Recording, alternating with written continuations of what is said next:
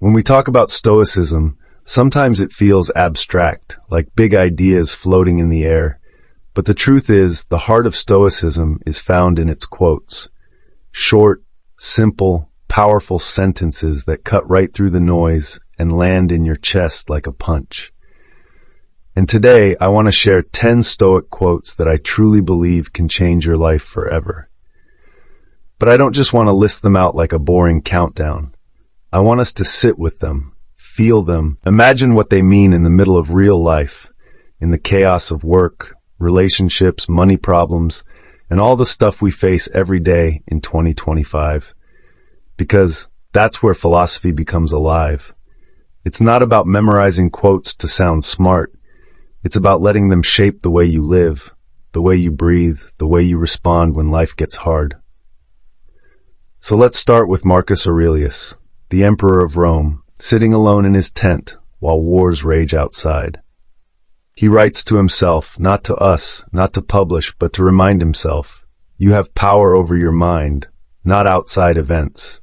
Realize this, and you will find strength. Now pause here. Think about your last stressful day. Maybe your boss snapped at you. Maybe your car broke down. Maybe the market dipped and your retirement account lost thousands overnight. What did your mind do? Did it spiral into panic? Did it stew in anger? Did it replay the problem over and over? That's what we usually do. But Marcus is telling us the opposite. The event is not your power. The reaction is. That's the strength. When you let that sink in, it's like a weight lifting off your shoulders. Because suddenly you realize, no, I can't control the traffic, I can't control my boss, I can't control the market, but I can control my response. That is freedom. And it's not just poetic, it's practical. Next time something goes wrong, stop and say, I still own my mind. That one line can literally shift the whole day. Another quote I love comes from Epictetus. He said, it's not what happens to you, but how you react to it that matters. And at first, that sounds almost too obvious. But think about it. Two people can go through the exact same event and come out completely different. One loses a job and spirals into despair. The other loses a job and uses it as fuel to start a new chapter. The event is identical. The reaction makes all the difference. Epictetus himself lived as a slave, endured pain daily, and yet became a teacher of wisdom. If anyone had an excuse to be bitter, it was him. But instead, he focused on what he could control, his attitude, his choices, his virtue. And that's what Stoicism keeps teaching us. You may not write the script of life, but you always play your role. How you play it, that's your power. Now let's turn to Seneca. He said, we suffer more often in imagination than in reality. Tell me that doesn't describe modern life perfectly. How many nights have you laid awake, imagining every worst-case scenario, spinning stories that haven't even happened? How many times have you wasted hours stressing over things that never came true? That's suffering twice, once in your head and maybe once in real life. Stoicism calls that out. It says, stop rehearsing tragedy. Stop burning your peace on futures that might not even exist.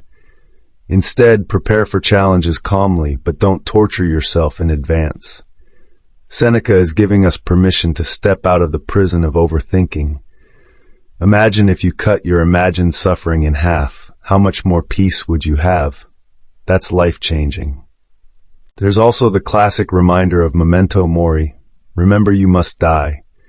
Marcus Aurelius wrote, you could leave life right now. Let that determine what you do and say and think. At first glance, that sounds morbid, but it's actually the opposite. It's liberating. When you carry the reminder of death, you stop wasting time. You stop putting off love, putting off gratitude, putting off courage. You live now. You tell your kids you love them now. You take the leap now. Because tomorrow isn't guaranteed. That one Stoic quote has fueled entire movements, entire ways of life. In a culture that pretends we have unlimited time, memento mori is the wake-up call. And if you let it sink in, it can change the way you live your mornings, your work days, your evenings, every moment. Now here's one that hits me personally. Epictetus said, "Wealth consists not in having great possessions, but in having few wants." Stop and really think about that. In America today, we are constantly bombarded with ads, social media influencers, and pressure to buy more, show more, flex more. But Epictetus is saying, true wealth is not about the number in your bank account. It's about mastering your desires. If you crave endlessly, you're always poor, even if you're rich. If you learn to want less, you're always rich, even if you're average. That's a mindset shift that could free millions of people from financial stress. Imagine if instead of chasing the next car or the next gadget, you trained your mind to say, I have enough. I am enough. That is wealth. That's Stoicism applied to money. And I think it's one of the most radical, freeing ideas you'll ever hear. Let's move to the second half of our list, because the next few quotes dig even deeper. Seneca once wrote, "It is not the man who has too little, but the man who craves more, who is poor." Think about that line in the context of American life today. How many people you know make six figures, maybe even more, but still feel broke, still feel like they never have enough? They're always chasing the next upgrade, the bigger house, the nicer vacation, the new car. But they're miserable. That's what Seneca meant. Craving without end is poverty. The number in your bank account doesn't free you. The mastery of your desires does. That quote alone could rewire how you think about money and success. Now here's one of Marcus Aurelius's reminders that I love. He wrote, "The impediment to action advances action. What stands in the way becomes the way." In modern language, that means obstacles aren't roadblocks. They're the road. Every time you hit something that feels like it's stopping you, Stoicism reframes it. This is not the end. This is the path. Lost your job? That's not the wall. That's the door to your next chapter. Broke up with someone? That's not the death of your life. It's the birth of growth you didn't expect. Got rejected from your dream school or dream job? That's not failure. That's the teacher you needed. If you truly let that one line guide you, you'll stop resenting obstacles and start respecting them.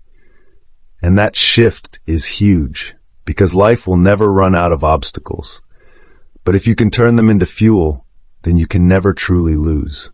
Epictetus gives us another gem. Don't explain your philosophy, embody it. That's one that cuts straight to the core. It's easy to talk about Stoicism, to share quotes, to post on social media. But the real test is when you live it. Do you stay calm when you're cut off in traffic, or do you explode?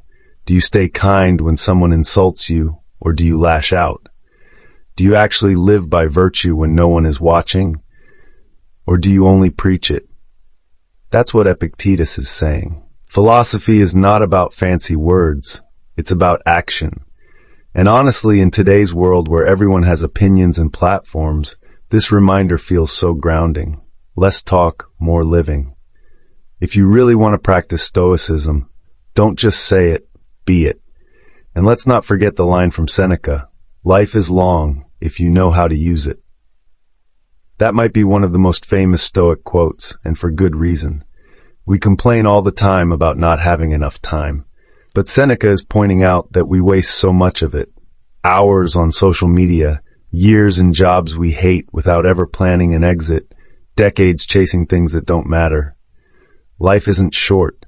It feels short because we spend it poorly. But if you live intentionally, if you focus on what matters, if you practice Stoicism daily, life suddenly feels fuller, richer, longer. And that's something we all need to hear in a culture addicted to distraction.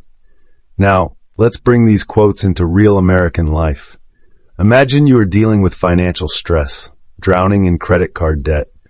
Seneca's reminder that craving more makes you poor can snap you awake. Instead of saying, "I need more money to feel okay," you start asking, "What can I cut? What can I let go of? How can I train my mind to want less?" That shift doesn't erase the debt overnight, but it changes your relationship with it. It makes you the master, not the slave. Or think about Marcus's idea that the obstacle is the way. Picture an athlete who tears a ligament and has to stop playing for a year. Devastating, right? But many athletes come back stronger, smarter, more disciplined because they treated the injury as the path, not the end. That's Stoicism. Or think about someone fired from their job. Instead of collapsing, they use it to pivot. Maybe start their own business. Maybe go back to school. Maybe find a career that actually lights them up. The obstacle became the way. That's not just philosophy. That's real life.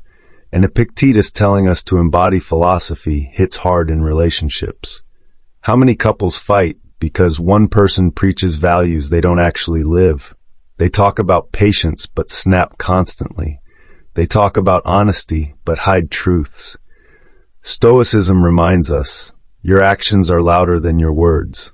The Stoic mindset isn't about sounding wise, it's about acting wise when it counts. That's the measure of philosophy. And when Seneca says, life is long if you know how to use it, apply that right now. How many hours do we waste scrolling? How many weekends vanish into meaningless distractions? How many opportunities slip by because we tell ourselves someday? Stoicism slaps us awake. Someday is not guaranteed. Today is the time. Live it well, and suddenly your life stretches wide. Let's not forget the emotional layer of these quotes. When Marcus says you have power over your mind, not outside events, that's not just about stress. It's about relationships too. Someone you love disappoints you. Someone betrays you. You feel crushed. But then you remember, I cannot control their choices. I cannot control their betrayal. But I can control my dignity, my forgiveness, my next step.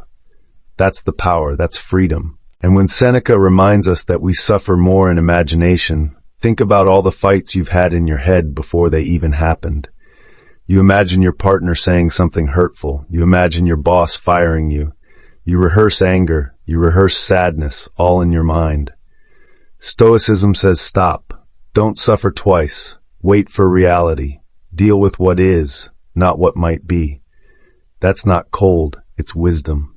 Epictetus' reminder that wealth is few wants can even transform how families live.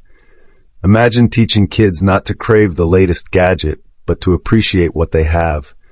Imagine building a household where gratitude outweighs greed. That's Stoicism shaping not just individuals, but communities. So here we are, 10 Stoic quotes that are more than words, they are tools for living. Marcus telling us we have power over our minds. Epictetus reminding us that reaction matters more than events.